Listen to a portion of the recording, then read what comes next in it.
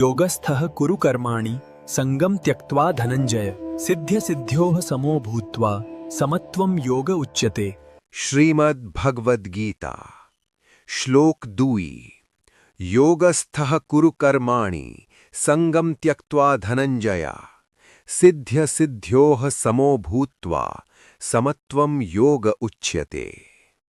এই শ্লোকে শ্রীকৃষ্ণ অর্জুনকে বলছেন, হে ধনঞ্জয়, অর্জুন, তুমি যোগে স্থিত হয়ে তোমার কর্তব্য পালন করো। কর্ম করার সময় ফলের প্রতি আসক্তি ত্যাগ করো। কাজে সাফল্য এলে অহংকারে ভেসে যেও না, আর ব্যর্থতা এলে হতাশ হয়ে ভেঙে পড়ো না। সাফল্য ও ব্যর্থতা দুটোকেই সমানভাবে গ্রহণ করো। এই যে মনকে সমান ও স্থির রাখা, এই সমত্ব ভাবই হল প্রকৃত যোগ।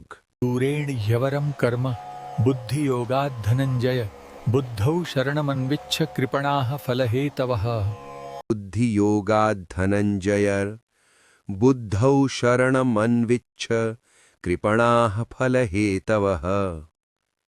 বাংলা ব্যাখ্যা।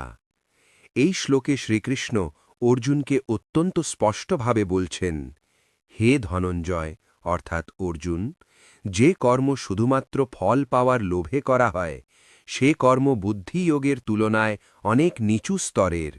তাই শ্রীকৃষ্ণ বলছেন, তুমি বুদ্ধিযোগের আশ্রয় গ্রহণ করো, অর্থাৎ বিবেক, জ্ঞান ও সঠিক বিচারবোধ দিয়ে কর্ম করো। যারা শুধু লাভ ক্ষতি হিসাব করে কাজ করে, যাদের সমস্ত মন ফলের আশায় আটকে থাকে, তারা আসলে করুণ অবস্থার মানুষ, কারণ তারা নিজের মানসিক শান্তি হারিয়ে ফেলে। ওম জীবনস্য শিক্ষা। এই শ্লোকের জীবন শিক্ষা হল, ফলের লোভে নয়, বিবেক দিয়ে কর্ম করো। কাজের মূল্য ফলে নয়, উদ্দেশ্য